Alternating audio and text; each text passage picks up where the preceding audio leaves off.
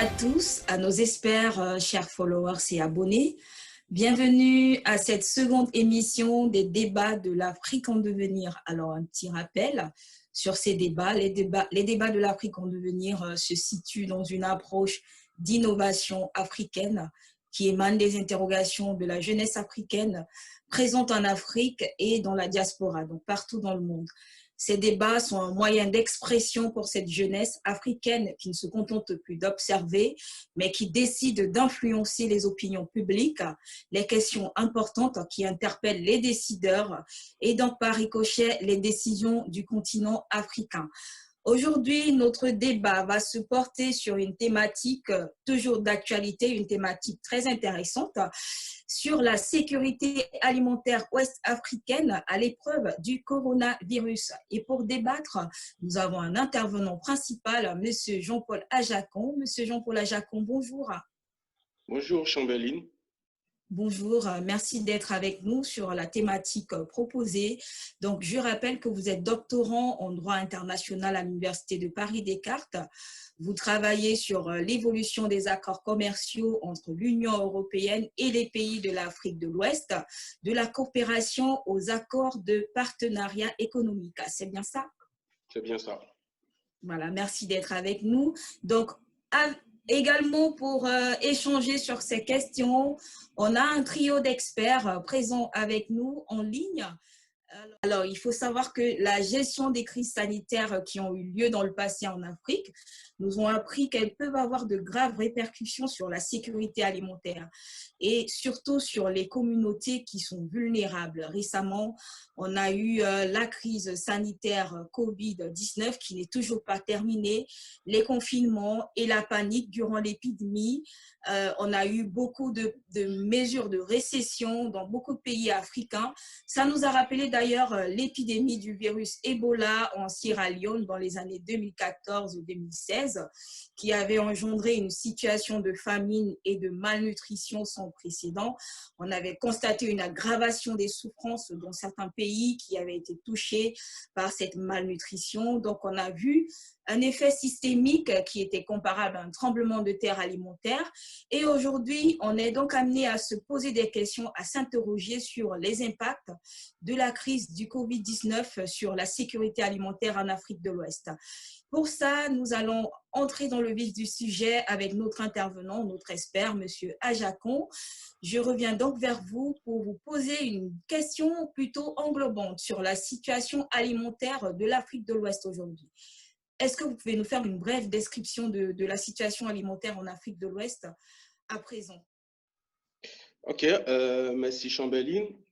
Bien sûr, avec une population estimée à 325 millions d'habitants, les 15 États de la CEDEAO restent dépendants des importations de différents produits alimentaires de base comme le riz. Même si la région cultive presque toutes les céréales qu'elle consomme, il n'en demeure pas moins vrai que certaines des céréales les plus consommées, en l'occurrence le riz et le blé, sont importées à hauteur de 70% de la consommation nationale selon la FAO. Si cette situation a longtemps constitué un véritable problème pour les décideurs de la région, les émeutes alimentaires de 2008, suite à la crise des subprimes, ont encore mis à nu les conséquences néfastes de cette dépendance alimentaire au marché mondial. Et malgré les initiatives qui ont été prises dans la région afin de pallier à cette situation d'insécurité alimentaire, le constat est qu'en 2018, l'Agence régionale pour l'alimentation et l'agriculture a estimé à 10,6 millions le nombre de personnes souffrant d'une insécurité alimentaire aiguë dans la région. Et donc, pour revenir à la situation que vous avez évoquée tout à l'heure du coronavirus, selon une étude de la CEDEAO, le nombre de personnes souffrant d'une insécurité alimentaire pourrait passer de 17 millions à 50 millions jusqu'à fin août 2020. On comprend donc qu'à mesure que les années avancent, la région vit une insécurité alimentaire croissante, dont les manifestations sont plus ou moins récapitulées en famine, malnutrition et précarisation des conditions de vie.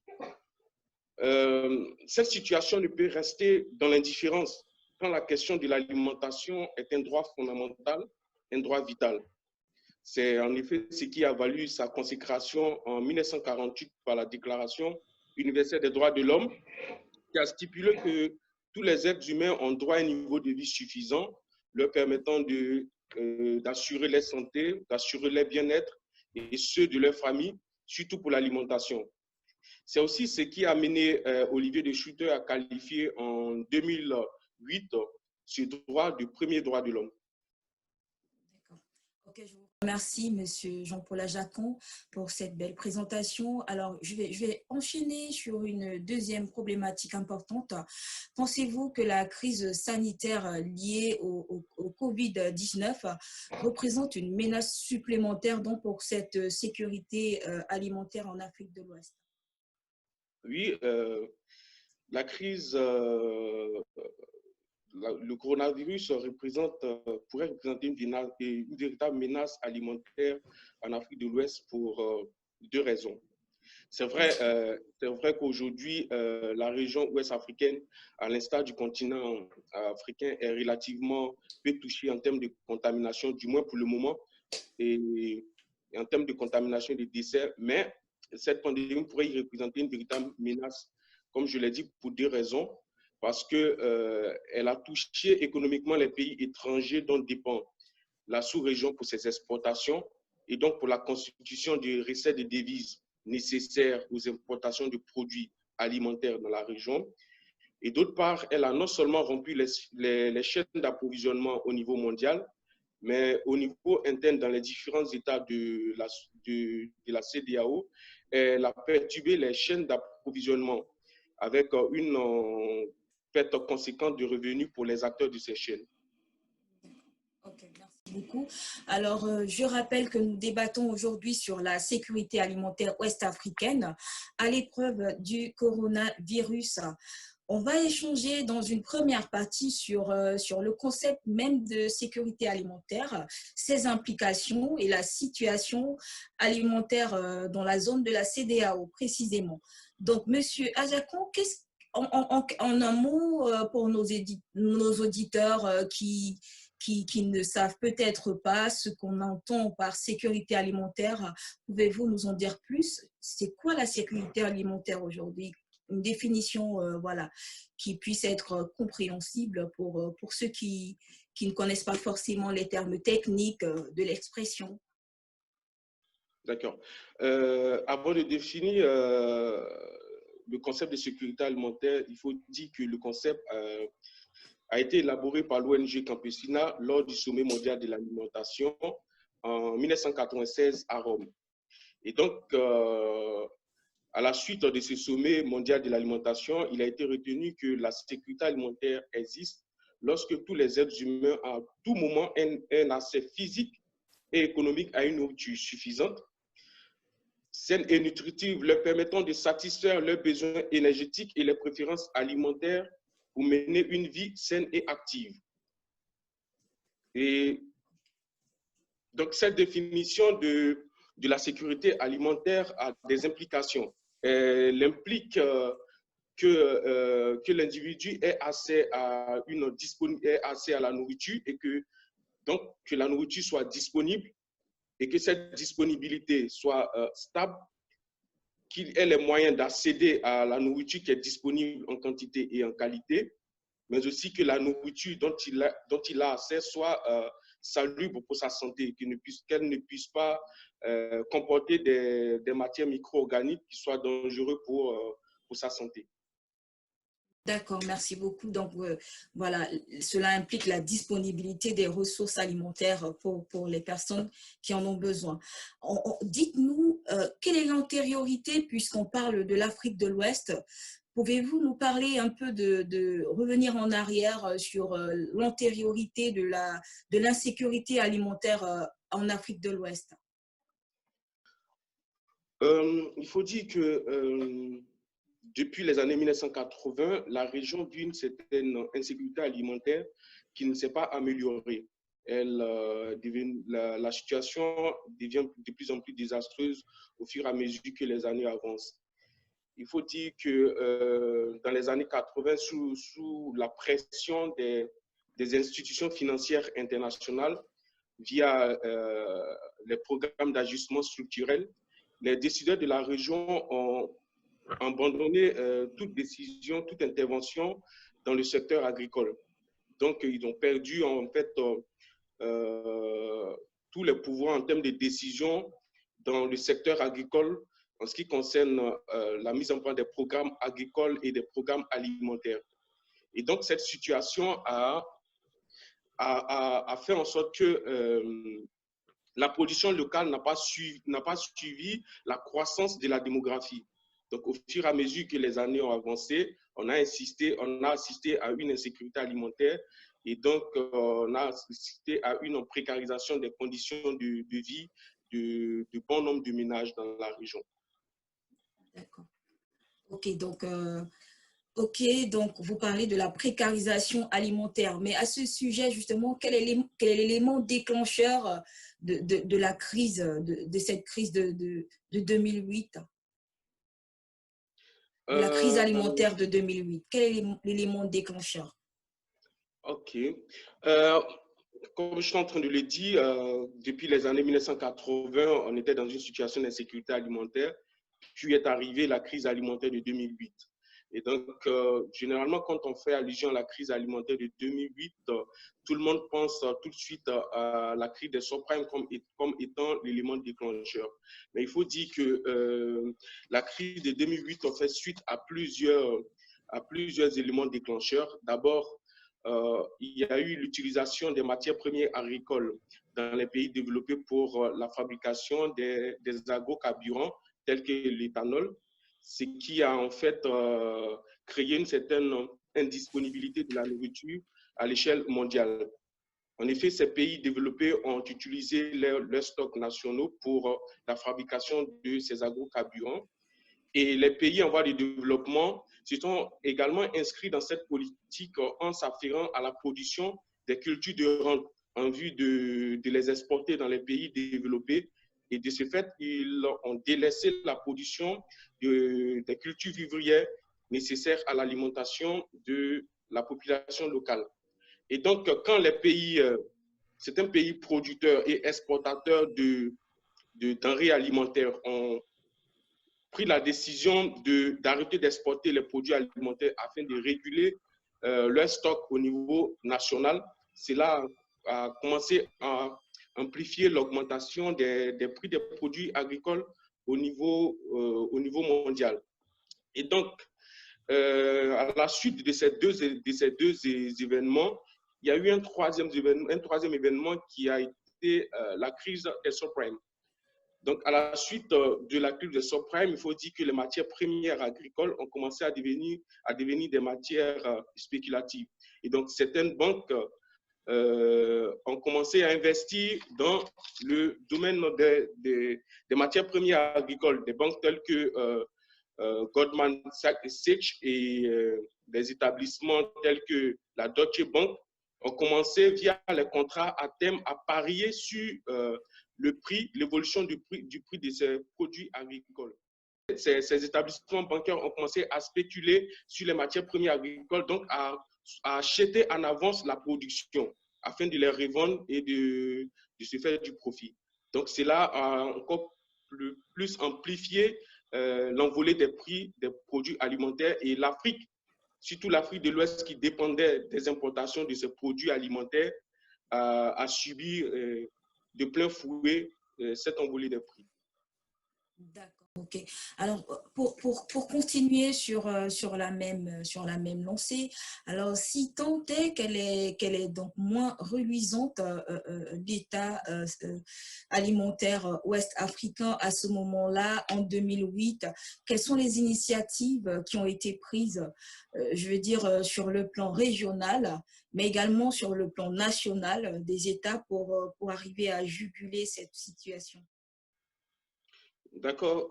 En fait, il faut dire que depuis 2003, les dirigeants de la région de la sous-région ouest-africaine ont pris des initiatives afin de pallier à cette situation d'insécurité alimentaire. Mais des initiatives ont été, c'est vrai, ont été prises, mais ces initiatives n'ont pas abouti à des résultats, je pourrais dire, favorables à des résultats escomptés. Donc, dans le cadre de la crise alimentaire de 2008, des initiatives ont été prises tant au niveau sous-régional que national. au niveau sous-régional, on a eu l'offensive riz menée par la CEDEAO. Et dans les différents pays de la CEDEAO, il y a eu également des initiatives telles que la grande offensive agricole pour la nourriture et l'abondance, la Goana, qui a été initiée par l'ex-président sénégalais Abdoulaye Wade. D'autres initiatives ont été également prises pour limiter l'importation alimentaire et soutenir la production nationale. Dans ce cadre, des mesures telles que les réserves alimentaires, les droits d'importation, des quotas, le contrôle des changes, l'interdiction et l'importation des produits alimentaires ont été prises. Et à titre d'exemple, oui. Oui, je vous écoute. À titre d'exemple, on a eu le Nigeria qui a imposé un droit de douane de 110% sur les importations de riz en 2013 afin d'encourager la production de riz local. En Côte d'Ivoire également, Olam, qui est un négociant en riz, s'est engagé avec d'autres négociants en riz à investir plusieurs milliards de dollars dans la création des rizeries, en fait, de permettre à la Côte d'Ivoire de s'autosuffire en matière de riz. Donc, ces genres d'initiatives ont été prises dans presque tous les pays ouest-africains. D'accord, ok. Merci beaucoup pour ces informations. Voilà. On va peut-être continuer davantage en poursuivant dans le vif même de notre sujet. Après avoir fait ce tour d'horizon sur la situation alimentaire ouest-africaine, on va s'interroger justement sur les aspects qui concernent la thématique du jour, l'effet d'enchaînement de la crise sanitaire Covid-19 sur la sécurité alimentaire ouest-africaine. Je suis amenée à vous demander quels sont les risques aujourd'hui que la pandémie du coronavirus pourrait faire peser à court et à long terme sur la région en termes d'accès à la nourriture. En termes d'accès à la nourriture, la COVID-19 pourrait créer une perte de pouvoir d'achat pour une frange importante de la population ouest-africaine. Elle pourrait également créer une hausse des prix des denrées alimentaires. Donc, pour être plus explicite, dans le premier cas, il faut dire que 65% de la population ouest-africaine vit des activités de l'informel. Aujourd'hui, avec le confinement partiel, il faut dire que ces activités de l'informel sont beaucoup perturbées, ce qui crée une perte de ressources financières pour toutes ces personnes qui exercent dans l'informel. Donc, si ces personnes n'arrivent pas à exercer leurs activités, il leur sera difficile d'avoir de l'argent pour acheter la nourriture dont ils ont besoin. On prend à titre d'exemple, pour citer un peu les personnes qui travaillent dans l'industrie de la nuit. Aujourd'hui, on sait qu'en Afrique de l'Ouest, la majorité des bars, des restaurants sont fermés, alors que ces industries de la nuit emploient une frange importante de la population ouest-africaine. Donc, si ces personnes n'arrivent pas à céder, n'arrivent pas à exercer leurs activités, il leur sera difficile de pouvoir avoir des ressources financières pour acheter la nourriture, même si elle est disponible. D'accord. Ok, merci. Mais sur l'alimentation, justement, quels sont les autres risques? Est-ce qu'on va dire que les seuls risques ne peuvent pas être le pouvoir d'achat? Quels sont les autres risques sur le marché alimentaire? Il y a aussi la perturbation des chaînes d'approvisionnement. Aujourd'hui, on sait qu'il y a certaines capitales de la région, je peux reprendre l'exemple de la Côte d'Ivoire, Abidjan est fermé et il est difficile de sortir d'Abidjan et d'entrer à Abidjan. Mais il est bien vrai que les produits alimentaires peuvent entrer. Il faut dire que les chaînes d'approvisionnement sont beaucoup perturbées et donc il y a un ralentissement dans l'acheminement des marchandises dans la capitale. Et donc, c'est un peu le cas dans les différents pays ouest-africains. Donc, cela pourra en fait créer une hausse des prix des denrées alimentaires. il y a aussi le fait que dans presque tous les pays de l'Afrique de l'Ouest, on ne dispose pas des chambres froides qui puissent nous amener à conserver certains produits vivriers comme le tomate, comme les piments. Et donc, le fait que ces produits-là n'arrivent pas à céder vite au marché pour être achetés par les consommateurs, on pourrait faire face au pourrissement de ces différents produits et ce qui va faire encore accroître le prix des denrées alimentaires, en l'occurrence les vivriers. D'accord, ça rejoint justement ce dont vous avez parlé au tout début au sujet de l'accessibilité des produits alimentaires. On va continuer donc nos échanges, on va faire un petit tour de ligne avec nos experts africains de devenir présents avec nous. On va nous tourner vers Monsieur Jean Kofi, qui est donc notre expert qui nous représente au Maroc, qui est en ligne avec nous. Monsieur Jean Kofi, je vais vous faire prendre la parole suite à cette question concernant l'insécurité alimentaire, les impacts de la crise sanitaire du Covid-19 sur la région ouest africaine. Quelle est votre appréciation de la situation? D'accord, je vous remercie, je te remercie Chamberlain de me permettre de pouvoir esquisser quelques propos concernant la question de la crise alimentaire au regard du Covid-19. Je remercie également M. Adjakon pour cette brillante prestation. Je pense qu'il a évoqué beaucoup d'aspects qui me semblent pertinents. Ce que je peux dire tout simplement est que, évidemment, quand nous faisons face à une situation, une crise de telle envergure, il faut justement des mesures spéciales, des mesures spécifiques pour justement endiguer cette épidémie-là. Et à l'échelle régionale, d'abord à l'échelle internationale, le secrétaire général des Nations Unies, Antonio Gutiérrez, avait lancé un appel solennel à l'ensemble de la communauté internationale, c'était le 2 juin, de sorte à agir rapidement pour endiguer cette pandémie-là.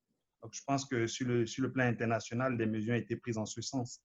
Il avait tout de même rappelé que la question de la crise alimentaire ne date pas de maintenant, même avant la période qu'a évoquée Adjakon, 2007, 2008. Il faut rappeler aussi les années 1800, les années 1700, les années 1600, parce que plusieurs auteurs en avaient fait mention. Et je le disais tantôt, Ulrich Zwingli, qui est un éminent réformateur suisse, dans les années 1500, avait averti dans son ouvrage L'éducation pour tous des risques potentiels concernant cette crise alimentaire. Et par palier, nous voyons qu'à quelques moments de l'histoire, il y a justement cette rémanence de cette crise alimentaire. Et sur le plan régional, notamment au niveau de l'Afrique de l'Ouest, Jennifer Blink, qui est la secrétaire, pardon, pas la secrétaire, vice-présidente de la BAD dans la question agricole, avait justement dressé une feuille de route stratégique à Abidjan le 5 juin, de sorte à encourager les États africains à prendre en charge les différents aspects nécessaires pour contenir cette épidémie. Et d'ailleurs, une stratégie avait été élaborée qu'on appelle le FAREC, Feed Africa Response to COVID, la réponse alimentaire africaine en gros face au COVID-19. Donc, c'est une stratégie qui recèle en son sein plusieurs éléments qui pourraient justement encourager les États à endiguer ce phénomène. Donc, grosso modo, des mesures pertinentes ont été prises pour justement permettre aux États africains, notamment ceux de l'Afrique de l'Ouest, de pouvoir faire face à cette situation. Mais moi, ce que j'aimerais dire, au-delà de tous ces aspects, est que bien avant même la question du COVID-19, les États africains ont toujours été empêtrés dans cette question de crise alimentaire. Et pour ma part, je ne pense pas que ce sont les solutions qui manquent. Plusieurs solutions sont manifestes, sont évidentes. Ces solutions... On va arriver aux solutions oui, dans la seconde phase. On va arriver aux solutions. Mais dites-nous, est-ce que suite au déroulement de M. Adjakon, avez-vous une interrogation particulière suite à ces différentes étapes de la crise, les dangers pour la situation ouest-africaine? C'est surtout sur cette étape-là que je pense qu'il faut qu'on apporte des éléments complémentaires. D'accord. Les dangers sont manifestes, on le sait tous. La famine, nous savons que le système, comme il a dit tout à l'heure, l'Afrique est un pays qui importe plus qu'elle n'exporte. Donc, il faudra justement que les différents États essaient de réguler cette situation. Donc, du moment où il y a plus d'importations que d'exportations, ça veut dire qu'il y a justement une dépendance vis-à-vis de l'extérieur.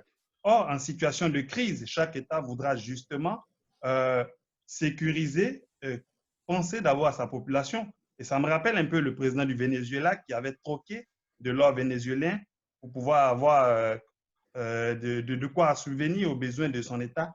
Il a demandé aux États-Unis de prendre toute comment on appelle, une bonne partie de leur stock d'or qui est en Grande-Bretagne pour justement bénéficier de quelques ratios alimentaires. Donc, pour dire que c'est effectivement, il y a un grand danger. Et ce grand danger, c'est une famine prépondérante, une famine à l'échelle, je ne dirais pas régionale, mais mondiale. Donc, les États doivent justement prendre tous ces aspects en considération. Voilà ce que je peux dire pour l'instant. Pour la partie des questions, quand le moment sera venu, on pourra justement esquisser quelques questions. On va enchaîner sur les questions et les conclusions. Merci beaucoup pour votre intervention. Monsieur Koya, oui. Vous êtes avec nous également en ligne depuis Paris. Merci d'être connecté sur ce débat Afrique en devenir. C'est un débat très préoccupant. Comme on l'a rappelé, l'Afrique a souvent été victime des conséquences des crises sanitaires et ces crises sanitaires ont été désastreuses sur l'alimentation. Donc, c'est une question qui est importante au plus haut point. Je vais donc me tourner vers vous pour savoir quelle est votre observation en tant qu'expert de la situation alimentaire actuelle en Afrique de l'Ouest. Ok. Avant de tenir mes premiers propos, j'aimerais vraiment remercier l'impétrant du jour, le doctorant M. Adjakon, pour le déroulé qui m'a semblé assez rigoureux dans l'ensemble et assez complet, donc en prenant en compte tous les aspects quand même de ce qu'on appelle sécurité alimentaire aujourd'hui, et qui a permis à chacun d'entre nous de mieux comprendre et de mieux entrevoir donc les perspectives liées et les grands enjeux donc liés à la sécurité ou à l'insécurité alimentaire en Afrique. Et merci aussi à vous de me donner la parole.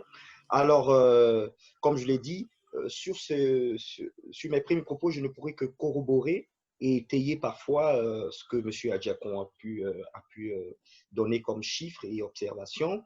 Premièrement, il a parlé de la croissance démographique qui était quelque part en inadéquation avec la production agricole. Et donc, ce problème ou ce phénomène est incompatible avec l'un des piliers de la sécurité alimentaire, qui est la disponibilité. Parce qu'il y a 4 piliers. Parmi ces piliers, il y a toujours un que l'on n'arrive pas à satisfaire. Et donc, sur le problème de la croissance démographique, c'est le pilier de la disponibilité qui est menacé. Un pays peut produire 20 tonnes, mais si pour les 20 tonnes, il se trouve que la croissance démographique de la population a atteint 20 millions, 15 millions, et donc finalement, à cause de cette croissance qui n'est pas maîtrisée, finalement, ce qu'on a à disposition ne suffira pas. Donc, il y a le problème de planification à long terme, de planification des naissances, mais aussi de mise à disposition de la population que nous avons, de produits agricoles produits soit sur place ou qui sont exportés. Donc, c'est le premier point qui me semble vraiment important. Le Nigeria, par exemple, qui est un pays qui compte près de 200 millions d'habitants, le plus peuplé de l'Afrique de l'Ouest et le plus peuplé du continent africain, regorge environ 60% de population pauvre. Ça veut dire qu'environ plus de 100 millions de personnes au Nigeria vivent dans la pauvreté, c'est-à-dire avec moins de $2 par jour. Et donc là, il se pose aussi le problème de l'accessibilité. Parce que l'un des piliers aussi de la sécurité alimentaire est l'accessibilité. Donc, si on est pauvre, on ne peut pas acheter. Et donc, la sécurité alimentaire aussi rejoint les politiques de réduction de la pauvreté dans les pays africains. C'est un vrai problème auquel nous devons faire face, qui a toujours existé avant la crise, qui existera encore. Et donc, la sécurité alimentaire est soumise à ces revenus, à ce pouvoir d'achat que les populations doivent avoir pour pouvoir se nourrir.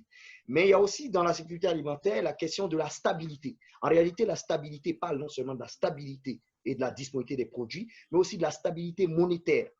Vous voyez par exemple dans un pays comme le Nigeria que j'ai cité, l'inflation au Nigeria avoisine les 13%. Donc dans un tel système monétaire erratique, instable, il peut se trouver aujourd'hui que vous achetiez un produit importé, par exemple, à un prix de 1 euro,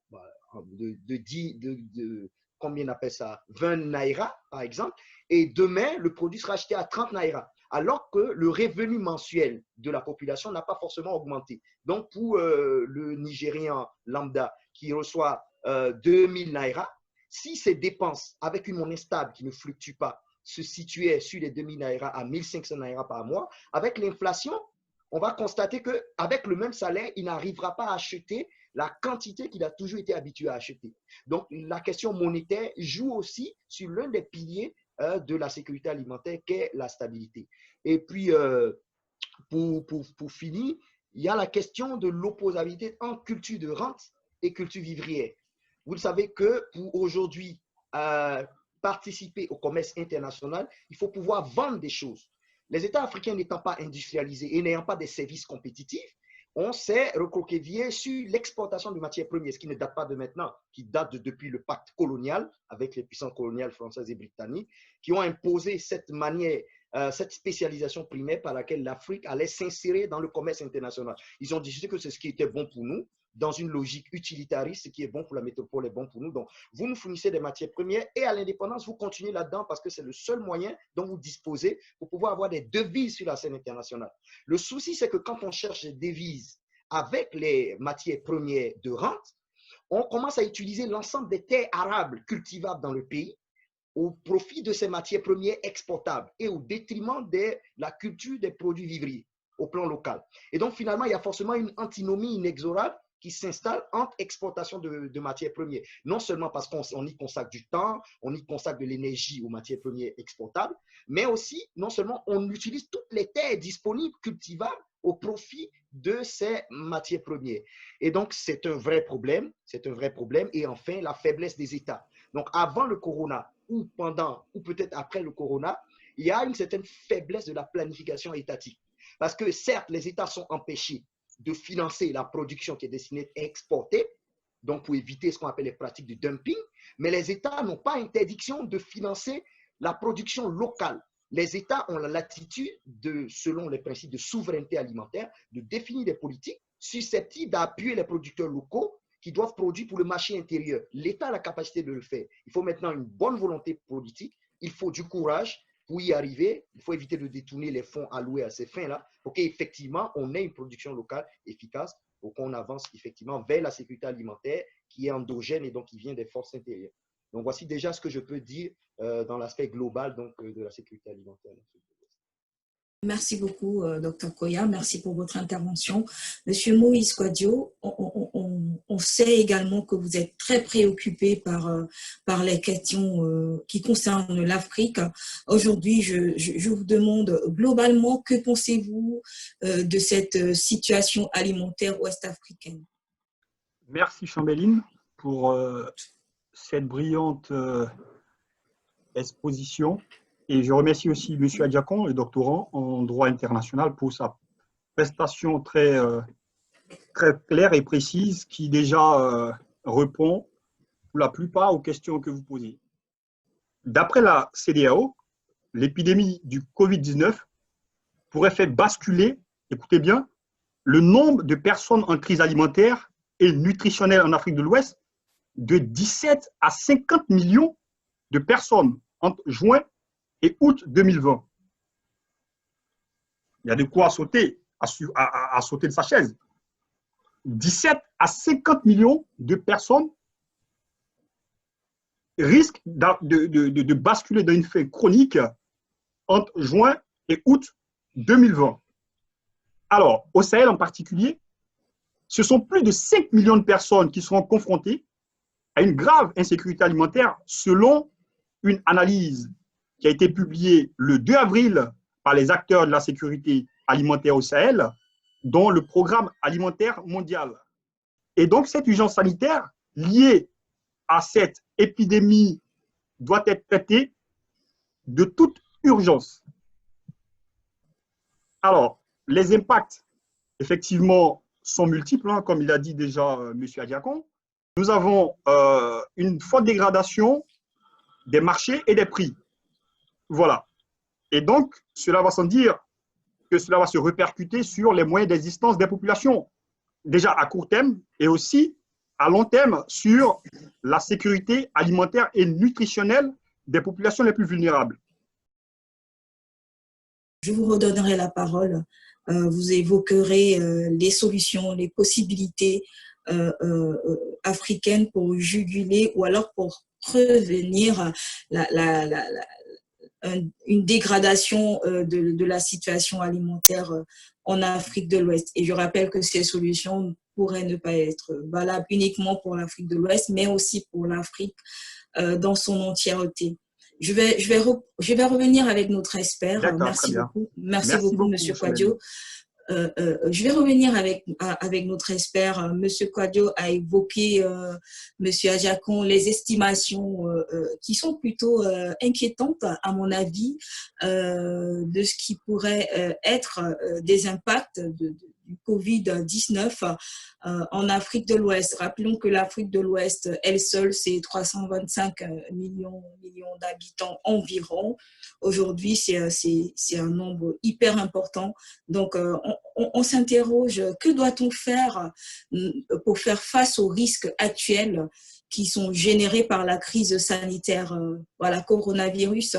Que doit-on faire sur cette échelle nationale, je dirais, et sur une échelle régionale pour évoquer justement les observations de la CEDEAO précédemment mentionnées par M. Kwadjo? Que doit-on faire? Aujourd'hui, nous assistons à une situation un peu plus compliquée dans les ménages en Afrique de l'Ouest. On assiste à l'inflation des prix des produits alimentaires. En Côte d'Ivoire, par exemple, l'inflation est passée à plus de 5,7% en glissement annuel. Et cela est la même chose dans presque tous les pays ouest-africains. En Guinée, c'est pareil. En Guinée, l'inflation est passée à plus de 9,3%. Au Mali, c'est au Mali que l'inflation est un peu moindre. Et l'inflation est passée à 0,1%. Et il faut aussi dire que même si au Mali, l'inflation est à 0,1%, mais l'inflation sur les produits alimentaires est très élevée. L'inflation pour les produits alimentaires tels que le sel, les épices, tout ça, est passée à plus de 11,3%. Donc, cette situation montre que la situation alimentaire en Afrique de l'Ouest est en train d'être encore plus inquiétante avec cette histoire du coronavirus. Dans ce sens, on propose à court terme que les prix des denrées alimentaires soient contrôlés. Comme le disait Dr Koya, cela participe à la stabilité qui est, je vais dire, appelée par la définition du concept de sécurité alimentaire. Et on pourrait aussi demander aux autorités de la sous-région ouest-africaine de soutenir la continuité dans les chaînes d'approvisionnement des marchés pour maintenir la disponibilité des prix des denrées alimentaires. Il faut aussi garantir aux agriculteurs la capacité de produire, de vendre et d'assurer des revenus leur permettant de pouvoir acheter ce dont ils ont besoin pour leur alimentation en termes de satisfaction des préférences alimentaires. Il faut aussi investir massivement dans les filets sociaux pour amener les ménages les plus vulnérables à accéder à la nourriture, à se nourrir convenablement et à ne pas mourir de faim. Et ce qui est important qu'il faut relever, c'est qu'on doit éviter de politiser les dons. Il faudrait que tous les pays ouest-africains soient mûris par un sentiment d'intérêt national, qu'on mette de côté les divergences politiques et qu'on s'associe pour trouver une solution à cette crise alimentaire, du moins à court terme. D'accord. Donc, il y a une association au niveau régional des États africains pour s'investir davantage sur la question de l'insécurité alimentaire ouest-africaine. Alors, je vais revenir à Monsieur Moïse Kwadjo qui tout à l'heure, justement, nous donnait un petit aperçu de ce qui pourrait éventuellement, d'après lui, représenter des solutions à prendre en compte. Monsieur Kwadjo, comme promis, je reviens vers vous. Dites-nous, quelles solutions, d'après votre regard d'expert, votre observateur neutre de la scène ouest-africaine, quelles solutions pour juguler la crise alimentaire pour empêcher des impacts voilà, au désastre de ce qu'on a vécu en Sierra Leone dans les années 2014-2016. Comment solutionner ou alors comment anticiper un désastre alimentaire en Afrique de l'Ouest aujourd'hui? Alors, plusieurs solutions existent. La FAO a déjà commencé à mettre en place des mesures pour appuyer les gouvernements régionaux en Afrique de l'Ouest, notamment un programme qui a été fait sur mesure pour le Burkina Faso. Par exemple, la FAO a lancé un programme avec l'appui du Fonds central d'intervention pour les urgences humaines, qui s'appelle le CERF, du Bureau de la coordination des affaires humanitaires, qui vise à fournir une aide immédiate aux ménages vulnérables. Donc, c'est un programme qui a été fait sur mesure. Il y a eu un recensement qui a été fait au Burkina, justement, pour détecter toute la masse, toute cette population vulnérable, afin d'accéder à une aide immédiate qui pourrait justement leur permettre de ne pas mourir de faim. Voilà. Donc, ça, c'est le premier programme d'appui qui a été lancé par la FAO au Burkina. Également au Sénégal, la FAO, par exemple, soutient des efforts du gouvernement Macky Sall aujourd'hui dans la lutte non seulement contre cette pandémie du Covid-19, mais également par des campagnes de sensibilisation destinées aux acteurs de la chaîne alimentaire, par exemple, de prendre toutes leurs responsabilités afin d'éviter justement que la pandémie ne se propage davantage. Parce qu'aujourd'hui, tant que cette pandémie se propagera, il va sans dire que le confinement justement sera prolongé, ce qui mettra en mal les producteurs locaux, ce qui mettra en mal les mesures qui sont déjà drastiques, qui ont été mises en place. Les fermetures des frontières seront toujours d'actualité et donc du coup, les importations alimentaires seront toujours freinées. Donc, il y a ce programme qui est en cours aujourd'hui au Sénégal. Les petits producteurs, par exemple, qui sont touchés par les perturbations des échanges, surtout les femmes, aujourd'hui, elles n'arrivent plus à vendre correctement et à gagner suffisamment d'argent. Et donc, du coup, il y a ce programme-là, il y a un programme qui a été mis en place par la FAO, qui appuie effectivement le gouvernement, qui a déjà aussi mis en place une politique alimentaire pour appuyer justement localement sa population. Donc, il y a des distributions, par exemple, d'argent qui sont aussi une solution à court terme, qui sont réalisées. D'accord. En Côte d'Ivoire, par exemple, c'est un programme qui a été mis en place qui permettait justement de distribuer de l'argent aux populations les plus vulnérables pour leur permettre, un tant soit peu, justement de faire face à ce besoin alimentaire. Mais pour aller plus loin, qu'est-ce qui se passe? Ce qui se passe, c'est que les experts de la FAO, pourquoi je n'arrête pas de parler de la FAO? Parce que avant même cette crise, la FAO avait effectivement mis en place des études qui anticipaient un tant soit peu ce problème alimentaire. Donc aujourd'hui, avec le coronavirus qui est venu, ça a encore accentué cette crise qui est profonde. Et heureusement que cette organisation avait déjà des dossiers justement sur la prévention d'une quelconque crise alimentaire. Donc aujourd'hui, la FAO ne fait que faire quoi? Ne fait que apporter effectivement ce soutien-là au gouvernement pour aller plus vite. Parce que c'est une crise qui a surpris les gouvernements africains qui avaient déjà du mal à protéger leur population, d'accord, de la faim, de la famine. Et donc, une solution serait d'encourager effectivement ces gouvernements à informer davantage leur population sur les conséquences de cette pandémie afin que plus rapidement elles soient endiguées pour faciliter justement les importations. Parce qu'encore aujourd'hui, malheureusement, l'Afrique dépend énormément de l'extérieur en matière alimentaire. Donc, il faut toujours continuer la sensibilisation. Le virus n'est pas encore parti. En France, on a des échos, par exemple, qui pourraient avoir une deuxième vague. Voilà, donc ce n'est pas quelque chose qu'il faut prendre à la légère. On a eu une deuxième vague à Pékin, donc oui, il faut se prémunir d'une seconde vague, tout à fait. Exactement, voilà. Et aujourd'hui, en Afrique de l'Ouest, la situation est encore précaire. les différents pays africains ne sont même pas encore sortis de cette première vague. Voilà. Et donc, du coup, il faut continuer. Moi, je le dis, hein, j'insiste, les gouvernements africains doivent continuer cette sensibilisation parce que plus vite on sortira de cette pandémie, mieux ça sera pour tout le monde. Je reprendrai la parole après, si vous le permettez, pour encore proposer d'autres solutions qui sont aujourd'hui prêtes, en tout cas pour appuyer les gouvernements africains, d'accord, dans cette lutte. Voilà, je vous remercie Très intéressant. pour cette Très intéressant, monsieur Kouadio. Merci, merci, très intéressant votre intervention.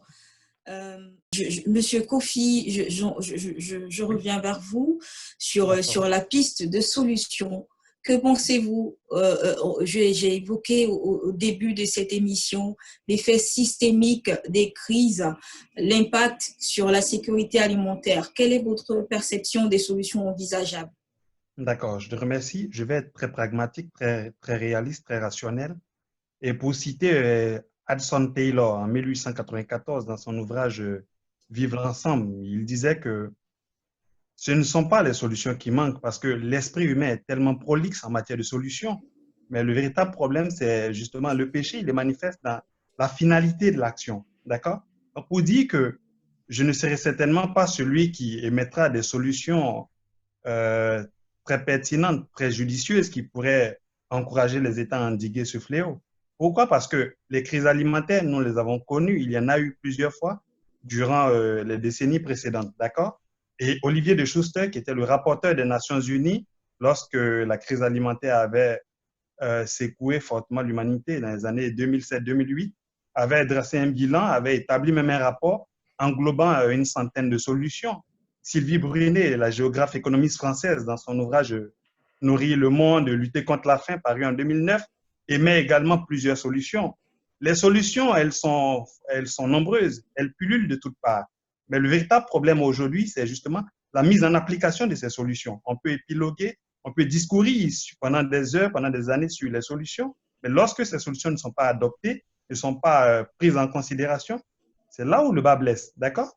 Mais pour justement m'y prêter à la question, comme solution, je dirais qu'il faudrait justement augmenter la production alimentaire parce qu'aujourd'hui, effectivement, quand on établit le ratio démographie, capacité productive, on constate qu'il y a une dichotomie effarante.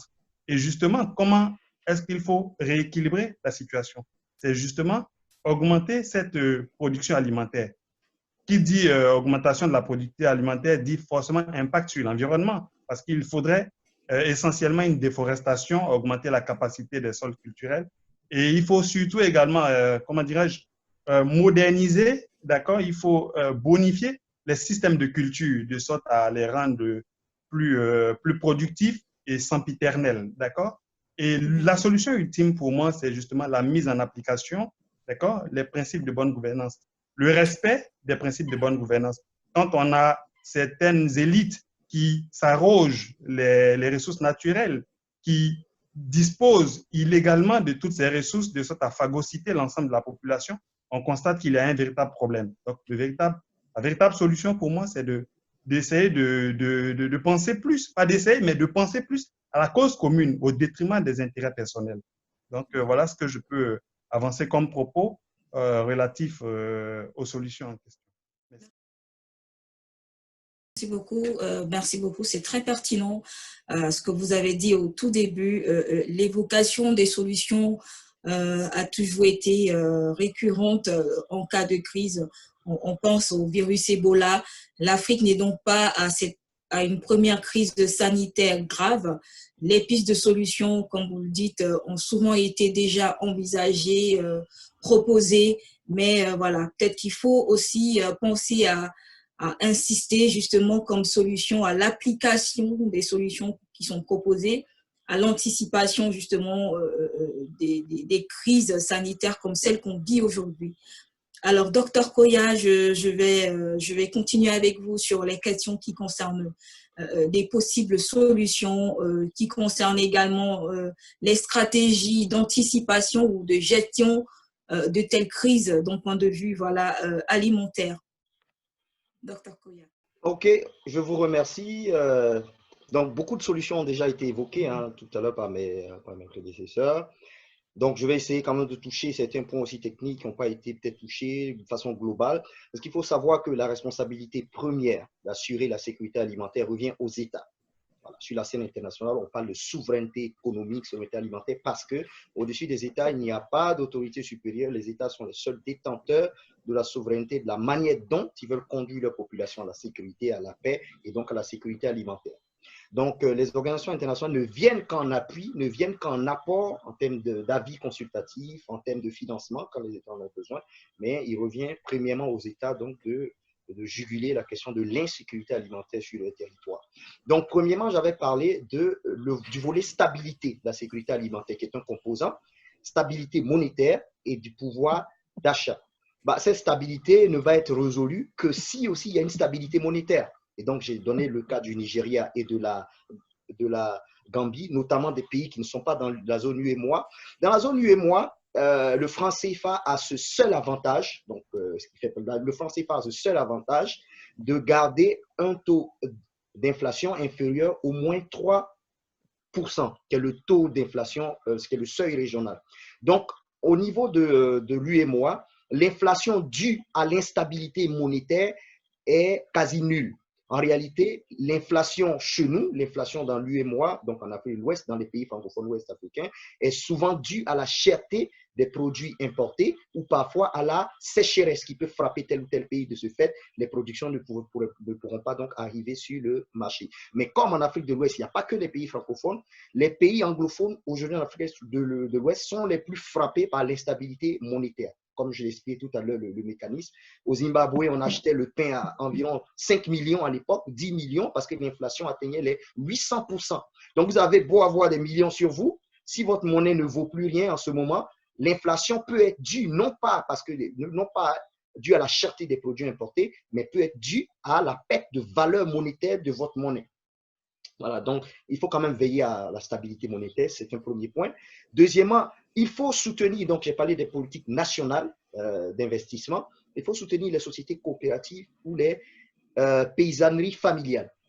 Donc comme j'ai dit, le droit international n'interdit pas aux États de subventionner les producteurs locaux dont la production est destinée à l'échelle intérieure, à l'échelle nationale. C'est un fait. Ce qui est interdit et ce qui est condamné donc comme pratique de dumping à l'échelle internationale, c'est les subventions à l'exportation. Parce qu'on suppose qu'à l'exportation, vos produits vont concurrencer aussi les produits d'autres acteurs internationaux sur la scène internationale. Donc, de ce fait, si vous financez les producteurs nationaux qui vont exporter, vous les favorisez par rapport aux producteurs nationaux des pays, par exemple, qui n'ont pas les moyens de financer la production et l'exploitation de leurs producteurs. Mais au plan national, il n'est fait aucunement interdiction aux États d'appuyer donc le financement des producteurs nationaux, parce que cela aussi passe, la disponibilité alimentaire passe par là.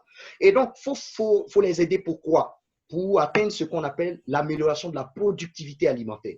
Production, c'est l'ensemble de ce qu'on produit, mais la productivité, c'est l'ensemble des instruments, des outils, des mécanismes modernes, progressistes, mis en œuvre pour améliorer non seulement la quantité, mais aussi la qualité dans le respect de l'environnement d'un produit donné.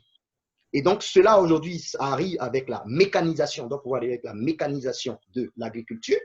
Jean avait parlé des principes de développement durable. En effet, aujourd'hui, on veut accroître la production, on veut protéger l'environnement. C'est deux objectifs qui semblent être antinomiques. Mais avec la productivité, on peut, sur des petits espaces, améliorer la production, la qualité de ce qu'on produit, la quantité avec des petits espaces, avec les mêmes espaces. Mais cela vient avec donc la recherche agronomique, les financements aussi aux populations, de sorte à les sédentariser, à les encourager justement dans ces pratiques-là.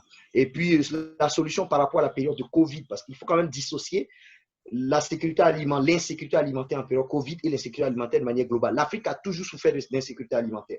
Nous l'avons vécu avant, pendant et nous le vivrons encore après. Donc, ce n'est pas tant la question.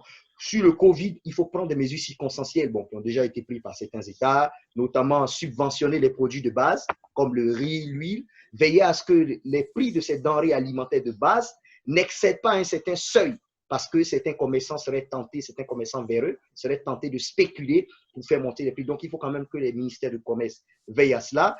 Il faut aussi verser des pécules, donc des petites sommes d'argent, comme c'est le cas en Côte d'Ivoire, au Sénégal, aux foyers les plus faibles. Bon, après là encore, est-ce que ça va vraiment toucher les ménages, que ça va aller directement vers ces ménages? Est-ce que cela ne va pas faire l'objet de détournement de manière indue? Il faut aussi voir cela. Mais ça, c'est vraiment des mesures circonstancielles qui ne peuvent pas durer dans le temps. Voilà. Mais les vraies mesures qui durent dans le temps et qui luttent de manière durable contre l'insécurité alimentaire, ce sont entre autres celles que nous avons évoquées, que d'autres ont évoquées et que je viens de compléter donc par ces propositions. Merci beaucoup, Monsieur Koya. Merci pour ces mesures et pour la pertinence que vous en donnez. Je vais revenir sur Monsieur Quadio, qui voulait nous proposer des solutions complémentaires à celles qu'il nous a proposées tout à l'heure. Monsieur Quadio, je reviens donc vers vous. C'est toujours enrichissant aujourd'hui parce que l'objectif de nos débats, c'est justement d'être une force de proposition sur la scène africaine, donc d'être une jeunesse qui propose, qui n'observe pas. Donc, c'est toujours très enrichissant de savoir, de penser, de critiquer, de suggérer. Donc, je reviens vers vous, Monsieur Quadio, sur des éléments complémentaires pour les pistes de solutions. Alors, comme le disaient tantôt mes deux prédécesseurs, les solutions sont foison. Mais ce qui nous inquiète aujourd'hui plus, c'est les populations. En tout cas, moi, ma prise de parole, ma seconde prise de parole, va concerner les populations les plus vulnérables. Parce que aujourd'hui, la question qui se pose, c'est vivre ou mourir. Voilà. Et quand nous savons que cette question nous concerne directement, on ne peut pas rester en marge de cela. Par exemple, j'ai croisé dernièrement une commerçante, d'accord, africaine, qui disait tantôt que personne ne parle de nous car nous sommes pauvres. Et cela n'intéresse personne de savoir si on va vivre ou mourir. Oui, les gens, elle disait que les gens venaient nous voir de toute urgence, prenant même des crédits, des aliments à crédit, d'accord? Et aujourd'hui, avec cette crise de Covid-19, plus personne ne parle d'elle. C'est une commerçante qui dit cela. Et il va sans dire que travailler de la maison, ce n'est pas une option pour les commerçants du marché en Afrique, on le sait. Ce n'est pas une option non plus pour les chauffeurs de taxi, par exemple. Donc, le secteur du transport est aussi menacé. Et sans les marchés, comment les petits producteurs, par exemple, pourront vendre leurs produits et donc ce qui leur permettra de survivre. La réflexion de cette dame que je nommerai, par exemple, Fatou, m'amène tout de suite à interpeller directement les gouvernements africains. Il faut mettre en place des stratégies qui permettront à ces dames-là de vendre leurs produits sans avoir à se déplacer. Comme par exemple, certaines autorités ici en France ont réussi à le faire à travers des livraisons à domicile. La livraison à domicile, ce n'est pas aujourd'hui répandu en Afrique. C'est un secteur qui est monopolisé, qui n'est pas démocratisé. Cela pourra permettre à ces personnes de vendre leurs produits. Parce qu'elles ont ces produits, ces commerçantes et ces commerçants ont ces produits, pour la plupart, en stock. Ils ont produit, n'ont pas pu vendre. Au lieu de laisser tous ces produits disparaître et se gâcher, ce qui menace directement leur suivi, les gouvernements africains peuvent mettre en place des stratégies pour écouler ces produits qui vont permettre à ces ménages-là, déjà, de pouvoir avoir de l'argent et de pouvoir se nourrir. Donc, ces personnes-là sont à prendre en considération. Ça c'est la première proposition que c'est le premier cri de cœur que je fais, en tout cas, auprès des dirigeants africains. Si vous m'entendez aujourd'hui, je vous le dis, il faut penser à ces personnes vulnérables. Mais, Chamberlain, permettez-moi, s'il vous plaît, de dire aussi qu'aujourd'hui, il y a des populations qui sont vraiment des victimes très négligées de cette crise alimentaire. Et je fais allusion aux femmes qui vivent dans des milieux ruraux. Parce que tout à l'heure, nous avons entendu parler, mais aujourd'hui, je pense que tout ce qu'on disait, c'était quand même, ça concernait plutôt les zones urbaines. Hein. Mais il y a des gens qui se retrouvent en zone rurale et qui ne savent pas de quoi le lendemain sera fait. il faut, parce que tout simplement pourquoi? Parce que les denrées alimentaires n'arrivent pas à circuler. Tout à l'heure, le présentateur, l'expert Jean-Paul Adiakon, le doctorant Jean-Paul Adiakon, on avait parlé. On a une crise en ce qui concerne la fluidité en matière de trafic dans le pays, au niveau même national, dans chaque pays. Il faut que les gouvernements mettent en place des solutions, d'accord? Ou s'il y a des solutions qui existent déjà, il faut qu'elles les appliquent pour permettre à l'ensemble de la population d'en bénéficier et de pouvoir ne pas justement mourir de faim. Voilà, parce que il est bien de s'occuper des villes, mais n'oublions pas qu'un pays, c'est tout un ensemble. Il y a aussi les zones rurales, d'accord?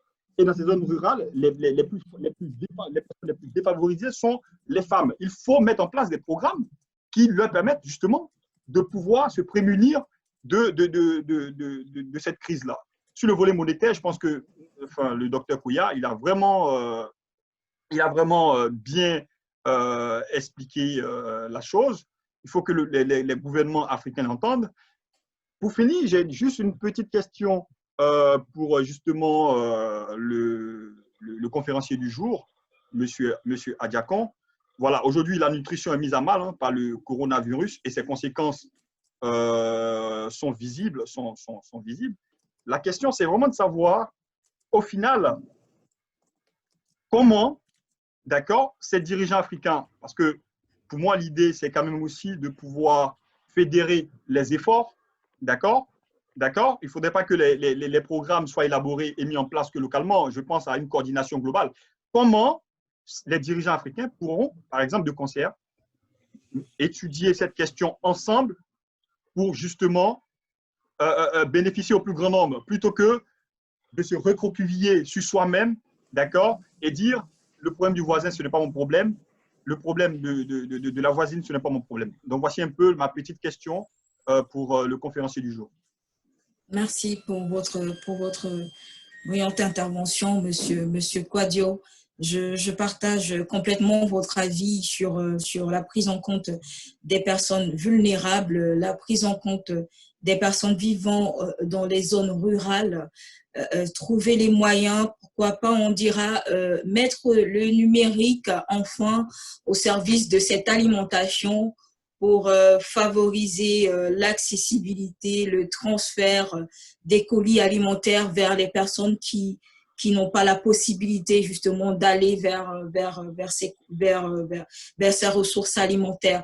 C'est important qu'on puisse penser à ces personnes parce que c'est justement les couches qui périssent le plus en situation de crise. Je vais redonner la parole à notre intervenant du jour, Monsieur Jean-Paul Adiakon. Je rappelle que nous débattons sur la sécurité alimentaire est-africaine à l'épreuve du coronavirus. Monsieur Jean-Paul Adiakon, je vous redonne la parole pour apporter des éléments de réponse aux préoccupations de Monsieur Kouadio.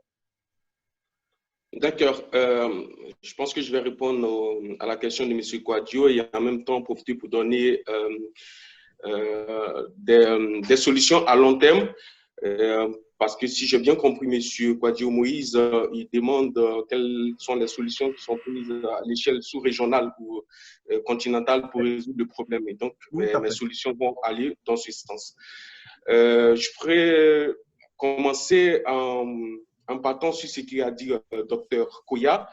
Aujourd'hui, à la suite des accords du Bali amplifiés par le paquet de Nairobi, les dirigeants africains ont le pouvoir maintenant d'intervenir dans le secteur agricole afin d'assurer une certaine sécurité alimentaire, une certaine autosuffisance alimentaire dans les différents États ouest-africains. Donc, il appartient à ces derniers de prendre des initiatives, comme le docteur Kouya l'a dit, il appartient à ces derniers d'avoir une volonté politique de le faire et de mettre en place des politiques qui puissent amener à atteindre cette autosuffisance alimentaire. Dans ce sens, et pour répondre à M. Kouadio, je dirais que dans le cadre de la CEDEAO, la zone de libre-échange continentale donne en fait une plateforme idéale pour pouvoir trouver une solution à cette crise alimentaire qui frappe constamment le continent africain. Il faut comprendre que l'Afrique de l'Ouest est une sous-région qui a fait des efforts en termes d'intégration. Et donc, dans le cadre de cette intégration, beaucoup d'actions sont prises d'un commun accord entre les 15 et 16, souvent 16 États de la région pour trouver une solution à ces différentes crises alimentaires. Et donc, dans ce sens, nous proposons que les différents dirigeants de la région puissent permettre l'accès des paysans à la terre et à l'eau, mais aussi aux semences nouvelles, afin que la production soit, afin que sur de petits espaces, on puisse avoir une forte production et que nous puissions en fait nourrir un grand nombre de ménages avec l'utilisation d'une petite parcelle de terre. Il faut aussi permettre l'accès au crédit bancaire à destination des organisations professionnelles agricoles qui sont en grand nombre dans la sous-région et permettre aussi que l'accès à ces prêts-là soit garanti par les différents États de la région.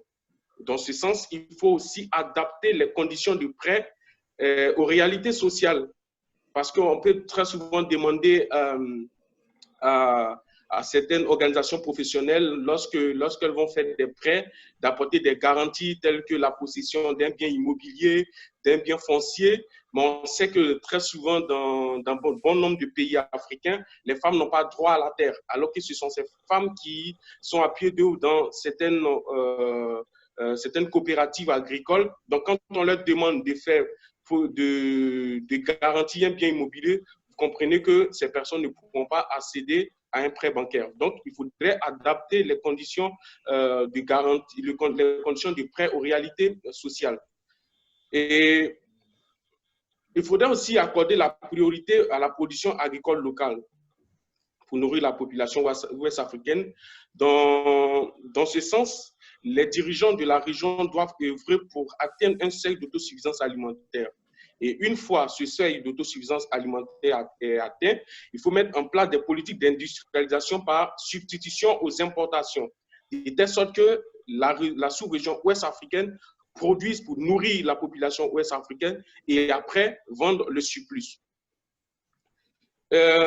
Enfin, on peut dire il est bien vrai que la région va faire face à une certaine pression financière, donc à une certaine récession financière, et ça existe même dans presque tous les pays du monde actuellement.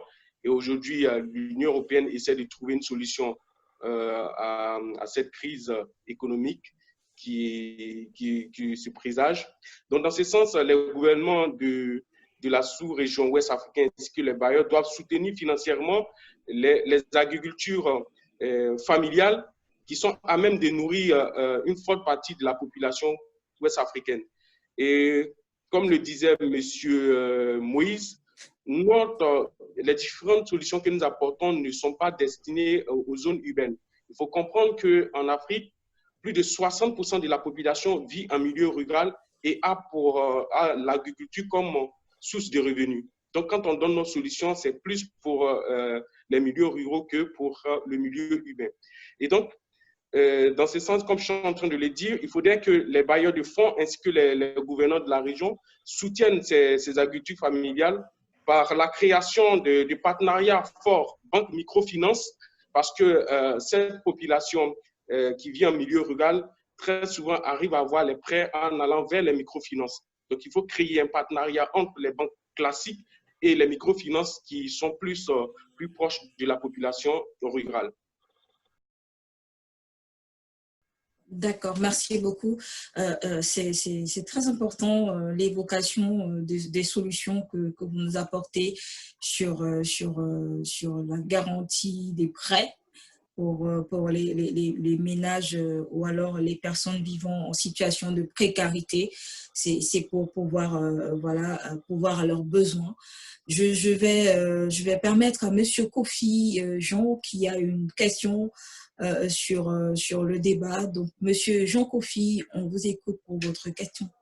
Effectivement, j'ai une question qui me taraude l'esprit depuis la survenance de cette pandémie et qui justement s'inscrit dans cette thématique présente. Et je me posais la question de savoir s'il existait ou s'il existe un risque potentiel d'infection au COVID-19 par les aliments. Étant un grand consommateur, étant un grand fan de la bouffe, je me pose, voilà, je suis un peu préoccupé. Est-ce qu'il y a cette possibilité? Est-ce qu'il y a justement un réel potentiel risque d'infection au COVID-19 par les aliments? Merci. D'accord, je vous remercie pour votre question. Les aliments peuvent-ils être infectés par le coronavirus? Monsieur Ajakon, des éléments de réponse? En fait, la question de M. Jean peut paraître banale, mais elle est importante parce que moi, je pourrais répondre par oui. Il peut y avoir une contamination via les aliments. C'est pourquoi on nous demande de laver les mains, de porter les masques. Parce que si on se rend sur un marché et qu'on contacte, on touche tous les aliments et qu'on n'a pas acheté, qu'on est infecté, le fait de toucher les aliments, on peut déposer le virus sur ces aliments-là. Et quand une personne va venir acheter, si elle n'a pas bien lavé ou voilà, on connaît un peu comment c'est un peu en Afrique dans certains trucs. Voilà, tu peux aller au marché et quand tu arrives, tu déposes les aliments et tu as ton bébé qui vient et qui prend, voilà, qui commence à manger. Et là, on peut infecter, on peut être infecté via ces aliments. Donc, je donne une réponse positive à la question du gens. Comment plus infecté. D'accord. Donc, on va préciser quand même dans cet élément de réponse que jusqu'à présent, le virus n'est pas contenu dans l'aliment, mais voilà, au contact de la personne infectée par le corona, on peut avoir un transfert de virus. Et ce n'est pas valable que pour les aliments, c'est également valable pour les objets, pour les vêtements, pour voilà. Quand on n'a pas de masque, le dialogue, ça c'est des moyens, voilà.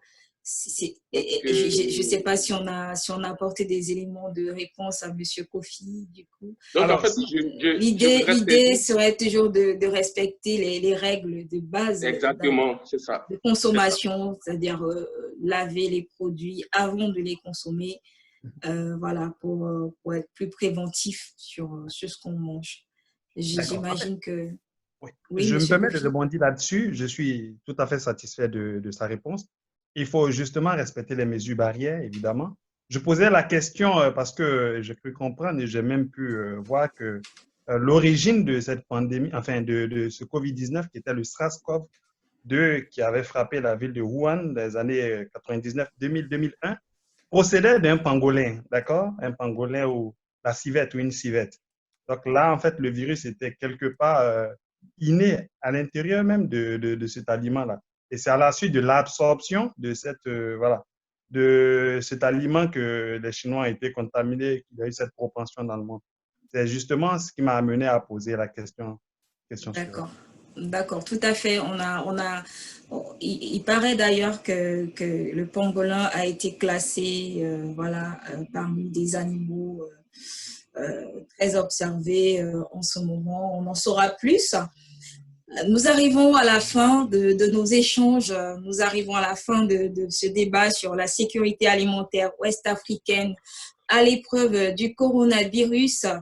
On espère que ces échanges ont été très fructueux, en tout cas pour nous, ça l'était, et on espère que nos internautes qui nous ont suivis ont pu profiter, ont pu avoir des éléments d'éclaircissement sur la situation. N'hésitez pas à laisser des commentaires sur notre page sur YouTube et également sur notre page LinkedIn.